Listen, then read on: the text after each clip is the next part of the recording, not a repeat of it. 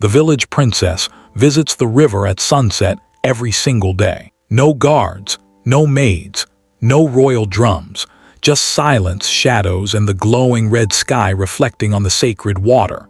At first, the villagers thought it was tradition, but soon they realized something was wrong. Princess Amara was not going to pray. She was going to meet someone or something. Each evening, she stood by the riverbank, her eyes fixed on the water as if waiting for a voice only she could hear. Sometimes she spoke softly.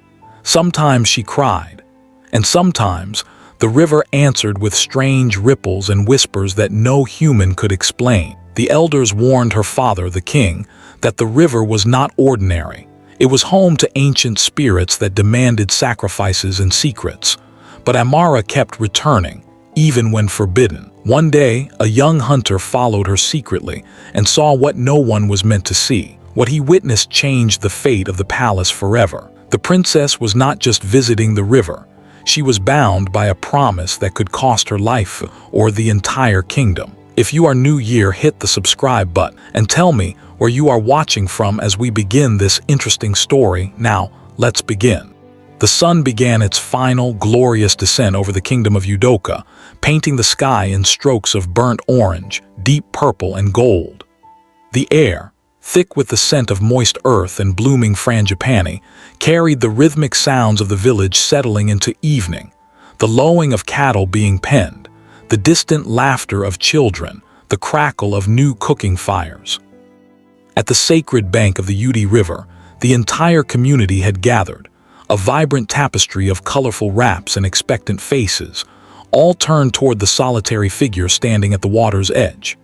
Princess Amara, clad in royal indigo and adorned with cowrie shells that whispered with her every movement, was the picture of serene divinity. Her back was straight, her chin lifted, her dark eyes fixed on the shimmering path the sun carved across the water. She raised her arms, her voice clear and melodic as she recited the ancient sunset invocation, her words giving thanks to Asamiri, the spirit of the river, for the day's sustenance and pleading for its continued blessing.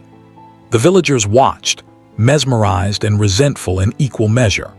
To them, this daily display was a reminder of the unbreachable gulf between the royal family, who were said to carry the spirit's own bloodline, and themselves. And when the ceremony concluded, as it always did, with Princess Amara offering a cool, dismissive nod to her handmaidens and turning to walk alone down the winding river path, their suspicions hardened into quiet certainty. Pride, they thought. She seeks a private audience with the spirit, hoarding its favor for herself. Elder Ez, a man whose stern face seemed carved from the same aged ebony as his staff of office, watched her retreat with a gaze that held no warmth, only assessment. He noted the perfect grace of her exit, the regal tilt of her head, and gave a slow, approving nod. The performance was flawless. But the moment the last hut disappeared behind a curtain of thick, hanging vines, and the murmur of the village faded into the river's gentle sigh, the performance ended. Amara's straight shoulders slumped as if under a sudden, immense weight. The regal mask dissolved, revealing the face of a 19-year-old girl etched with a fatigue that went far beyond the physical. The serene light in her eyes snuffed out, replaced by a hollow, hunted dread. She wasn't walking with pride. She was fleeing, her steps quickening from a stately procession to a desperate scramble over familiar moss-slick stones. The sacred, life-giving Udi transformed around her. The wide, sun-dappled bend where the ceremonies were held gave way to a narrow, forgotten inlet where the water ran deep, dark, and silent, choked by the roots of ancient trees that leaned over the bank like mournful sentinels. This was not a place of prayer. This was a place of transaction. Here the air grew cold. The sounds of the forest dimmed. Amara knelt on the damp, black earth, her fine robes soaking up the moisture, but she seemed not to notice. She placed no offering of ripe fruit or polished gems upon the bank. Instead, she clenched her hands into fists, her knuckles white, and stretched them out over the obsidian water. "I am here," she whispered, her voice trembling. The water did not stir. Then a soft, sucking sound began, like a whisper rising from the very depths. It coalesced into a voice that was not a voice, a presence that spoke directly into the marrow of her bones. It was the sound of rushing currents, of drowning things, of profound, ancient loneliness. "You are late, child of the breach." "I am not," Amara pleaded, a tear tracing a path through the fine dust on her cheek. "The sun has only just touched the water." The sun is a clock and its hand nears the final mark. 7 days, you feel the hunger growing. Do not deny it.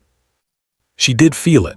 It was a cold vacancy in her center, a gnawing void that her daily offerings only deepened. "I have brought my tribute," she said, forcing strength into her words. She closed her eyes and her mind reached for a memory, the warm, safe feeling of sitting in her mother's lap as a small child, listening to a story. She could almost feel the softness of her mother's wrapper, smell the scent of shea butter and sage.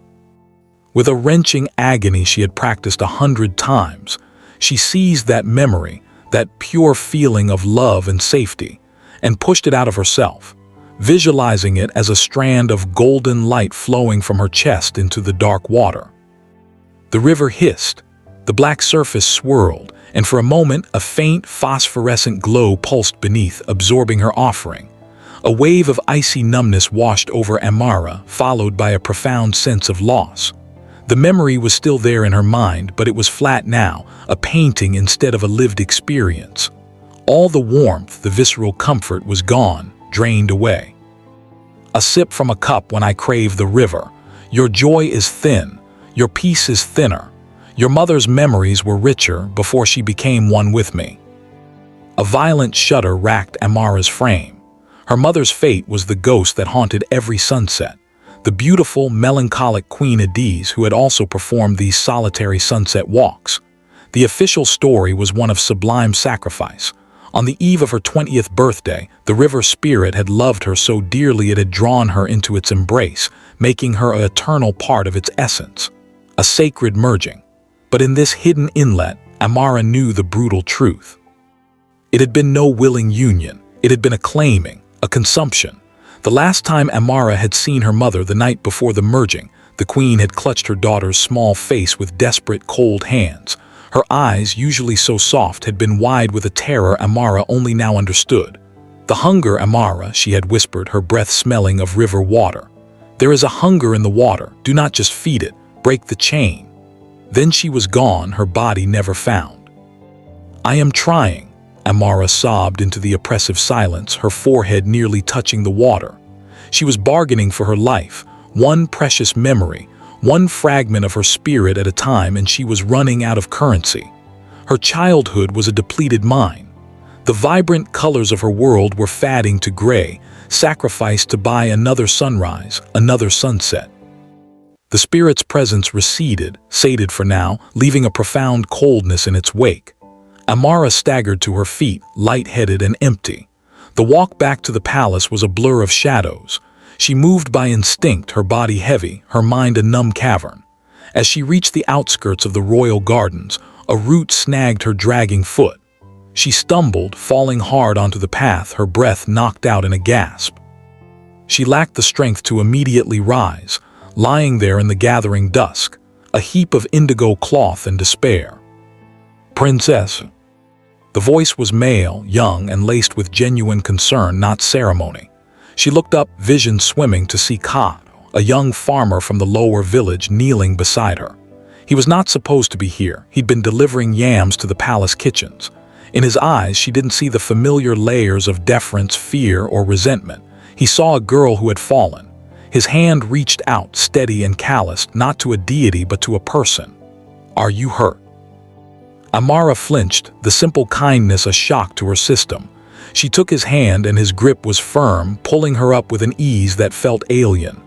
I am fine," she stammered, quickly reassembling the shards of her regal persona. "Thank you." But he did not release her hand immediately. His gaze held hers, searching, seeing past the smudged coal and the cowrie shells. He saw the lingering terror in her eyes, the unnatural pallor beneath her dark skin, the tremor she could not control. The villagers whispered of her pride, but this was not the aftermath of pride. This was the aftermath of a haunting. Kato's brow furrowed. He glanced in the direction of the hidden inlet, then back at her ravaged face. His voice dropped, low and sure. "What lies down that path, princess? What does it truly take from you?" The question, so direct, so devoid of pretense, struck her like a physical blow. It was the first time anyone had ever looked at her and seen not a symbol but a victim. The carefully constructed walls around her secret trembled. She pulled her hand back, wrapping her arms around herself. She offered no answer, but her silence was a confession. She turned and fled toward the palace lights, leaving Kato standing in the twilight, his question hanging in the air, the first crack in the dam of lies that held her kingdom and her curse together. The cool detachment Amara wore as a shield felt heavier than ever as she swept past the silent palace guards and into the hushed grandeur of her chambers. The echo of Kato's question, "What does it truly take from you?" reverberated in her mind, a persistent drumbeat against the silent terror of the spirit's hunger.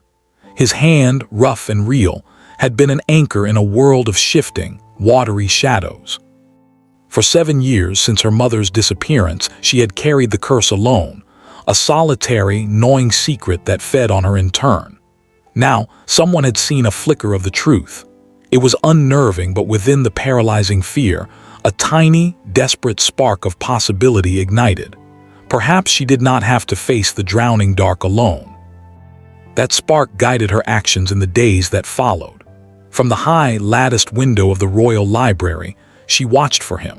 She saw Kato not in the ceremonial grounds, but in the working heart of Udoka, mending a fishing net by the public well, debating seed yields with other young farmers, his animated storytelling drawing circles of listeners in the marketplace. He moved through the village not with a subject's bowed head, but with the easy confidence of one who belonged to the earth. When she was certain Elder Ez was occupied with the district chieftains, she sent for him not with a royal summons but through Nneka, the village midwife, a woman whose discretion was as trusted as her knowledge of herbs. The message was a folded leaf placed among the yams in his basket, the silk cotton tree at the northern wall. Dusk. He was already there, his expression wary but resolved. The fatting light filtered through the broad leaves, painting dappled patterns on his face. "Princess," he greeted, his tone neutral. "You asked a question," Amara said, dispensing with titles and pretense. Her voice was low, raw from sleepless nights. "It takes everything, my memories, the feeling in them, the sound of my mother's laughter, the taste of my first ripe mango. It drinks them and leaves only the empty shells." The words, once spoken aloud, unleashed a torrent she could not contain. She told him of the original pact, her grandfather's greed, the stolen heartstone that glowed with a false light in the throne room. She described the curse's cruel logic, a royal soul for the river's stolen vitality, and the grim fate of her mother, not a sacred bride but a consumed sacrifice. Finally, she showed him the fatting marks on her inner arm, ethereal silvery lines like water stains that appeared after each offering, a physical map of her dwindling self. "My birthday is in 7 days, she finished, her breath a shallow whisper. "And then it will take what remains, all of me." Kato listened, not with the blind faith of a subject, but with the sharp, probing attention of a natural historian. He did not flinch from the horror. Instead, he asked questions about the pact's wording, the location of the heartstone, the specific signs of the river's sickness. His pragmatism was a balm to her hysteria. "So we break the transaction," he said finally, his jaw set. "We find the original terms. We restore the balance, not feed the imbalance with your life." Their alliance became a secret life force of its own. Kato brought her whispers from the village, the oldest griot's fragmented song about a king's theft, a farmer's tale of a season when the river ran clear only near the royal compound. Amara, using her knowledge of the palace's hidden passages, guided him into the sealed archive, a room thick with dust and the smell of decaying parchment. By the guttering light of a single oil lamp they found it, a scroll of treated goat skin, brittle at the edges. The script was ancient, but the seal was unmistakable, the coiled symbol of Asamiri. Kato traced the lines with a reverent finger, translating the old dialect. "Here," he whispered, his voice tight with triumph. "The balance resides in the heartstone, symbol of reciprocity. Its return to the source shall mend a breach. Its hoarding shall summon a thirst no sacrifice can quench." The solution was there, not in continued sacrifice but in restoration. But the palace had its own immune system, and it sensed a threat. Elder Ez's eyes, ever watchful, missed little. He noted the princess's increased abstraction during daylight ceremonies, the unusual frequency of Nneka's visits. When his own spies reported sightings of the farmer Kato near the palace walls at odd hours, his suspicion hardened into a plan. One evening, as Amara and Kato pored over a map of the river's tributaries in a disused grain store, the door crashed open. Ez stood framed in torchlight, flanked by 4 royal guards. His gaze swept over the scattered scrolls, the intimate space between the princess and the commoner, and a cold satisfaction settled in his eyes. "A thief of time and now a thief of secrets," Ez intoned, his voice dripping with contempt. He pointed his staff at Kato. "You seek to cloud the princess's mind on the eve of her sacred duty. You would steal the destiny of Udoka for your own familiarities." The accusation hung in the air, foul and deliberate. Amara sprang to her feet. "He is here by my command. We are seeking a way to save our people." "The way is tradition," Ez thundered, cutting her off. "The way is sacrifice and honor, not this childish conspiracy with dirt-handed storytellers." He nodded to the guards. "Take him. The cells will help him remember his place." As the guards seized Kato, Amara did the unthinkable. She stepped between them, her small body confronting their armored bulk. "You know the truth, Elder," she cried, her voice echoing in the vaulted room, no longer a princess pleading but a queen declaring. "You know my mother was not honored, she was taken. You know the river sickens because we stole the heartstone. This cycle of death is not destiny, it is a crime we perpetuate." For a fraction of a second, a flicker of something, not doubt, but a deep, weary acknowledgement passed behind Ez's eyes. Then it was gone, buried under layers of dogma and power. "The princess is overwrought," he declared to the now growing crowd of servants and courtiers drawn by the commotion. "Grief for her impending union with the spirit has unmoored her senses. She speaks fables." He looked at her with a pity that was crueler than any hatred. "Prepare her for her purification rites. She is not to leave her chambers. And as for this one," he glanced at Kato, who struggled in silence, his eyes locked on Amara, "he will learn the price of poisoning royal purpose." Watching Kato being dragged away, a piece of Amara's soul felt torn out. The spark they had nurtured was being crushed under the boot of tradition. That night from her locked chamber, she heard a new sound beneath the familiar whisper of the river. The frantic, terrified cries of villagers as the Yudi, without rain, suddenly swelled over its banks, swallowing the first line of huts near Kato's family plot. The spirit's voice came to her on the flooded air, a toxic breeze through her window lattice. "You delay. You conspire. The stone or your soul, the kingdom's wealth or its life. Choose, little princess." The choice was no longer just hers. The river was making it for everyone. The dawn of her 20th birthday did not arrive with light, but with a slow, suffocating grayness. From the high window of her chamber, now more prison than sanctuary, Amara watched the world weep. The skis, clear just hours before, had opened in a torrent, and the Yudi River was no longer a river but a raging, brown beast. It clawed at the banks, devouring the fertile soil where Kato's crops had once grown, licking at the foundations of the outermost village huts. The distant, panicked shouts of men and the terrified bleating of livestock were a grim chorus to the drumming rain. The spirit's ultimatum was no longer a whispered threat.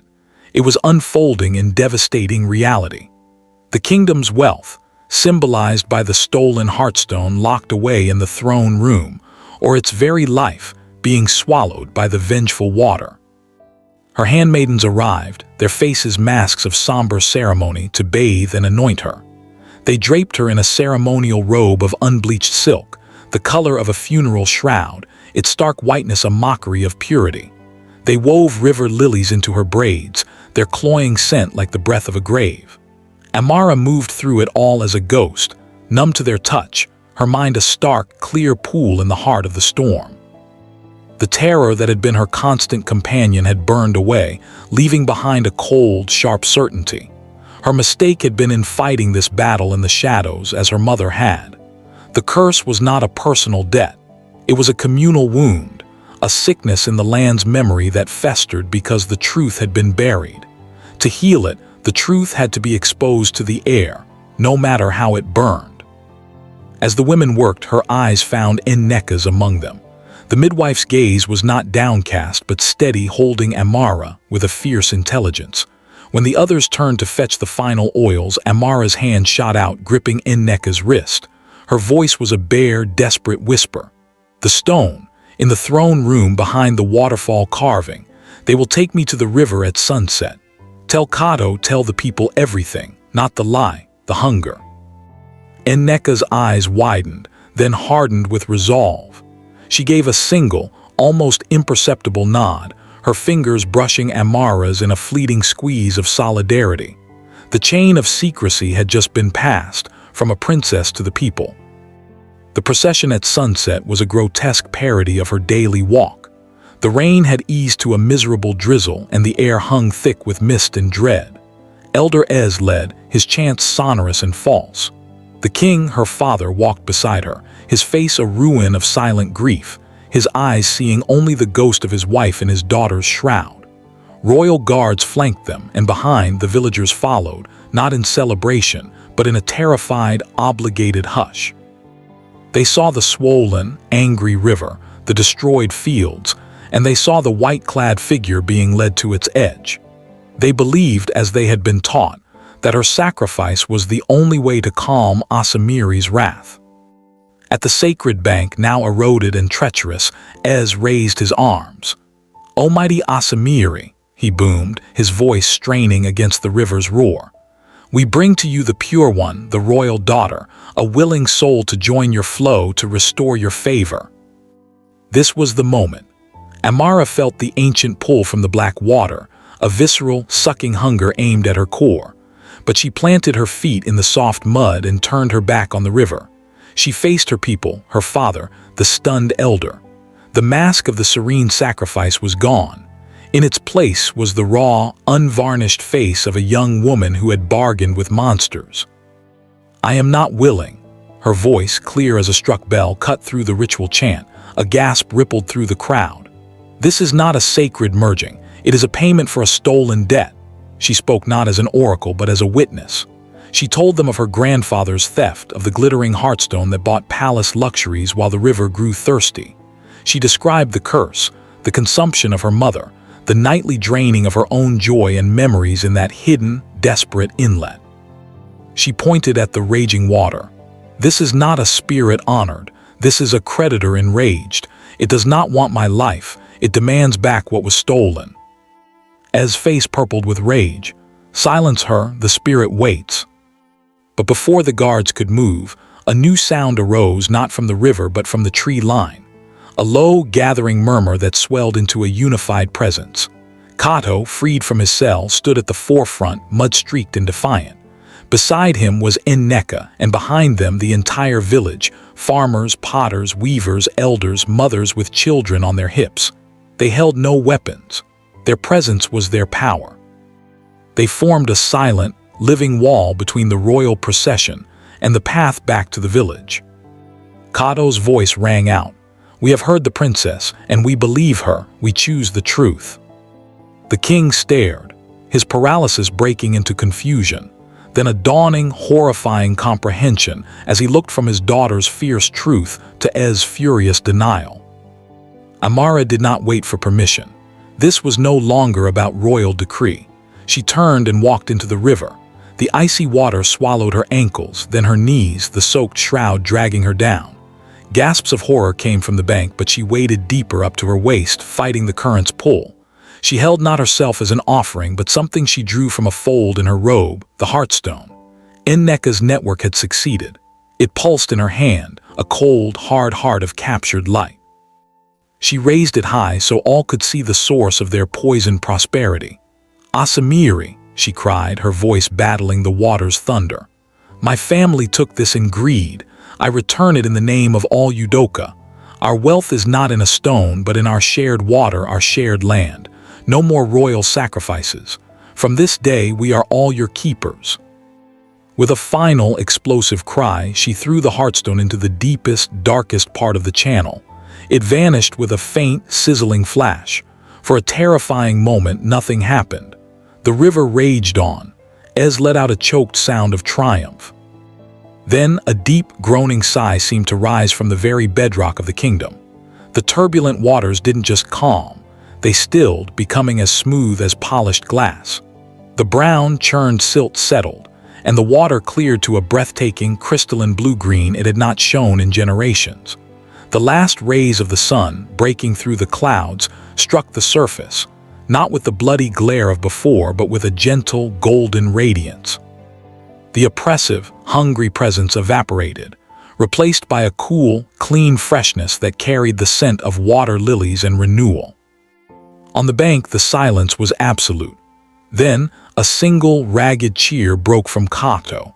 It was taken up by another, and another, until the air vibrated with the people's roar, not for a sacrifice, but for a salvation. Amara, exhausted, her strength finally spent, stumbled in the current. But strong arms were there immediately, Kato's, plunging into the water to reach her, followed by her father, the king, who waded in with tears streaming down his face, not of grief, but of deliverance. He wrapped his own cloak around her shivering form, his embrace saying what words could not, "I am sorry. Thank you, my daughter." Elder Ez stood alone on the bank, his authority crumbling to dust around him, his gaze fixed on the now peaceful river that had rejected his old, deadly bargain. Days later, as true sunset painted a peaceful sky, Amara walked again by the Udi River. This time she did not walk alone. Kato walked beside her, pointing out where the bank would need reinforcing, where new saplings could be planted. Her father, the king, walked a few paces behind, deep in conversation with Nneka and village elders about a new council, one for the stewardship of the river. The people they passed did not bow in fearful deference, but nodded with respect, their smiles genuine. Amara paused, looking at the water that had once been her nightmare. It reflected the fiery sky, the faces of her people, and her own face, not the hollow mask of a doomed princess, but the tired, hopeful, living face of a woman who had traded a royal destiny for a human future. The chain was broken. The river flowed, eternal and nourishing, and for the first time she felt she could flow with it, not into it.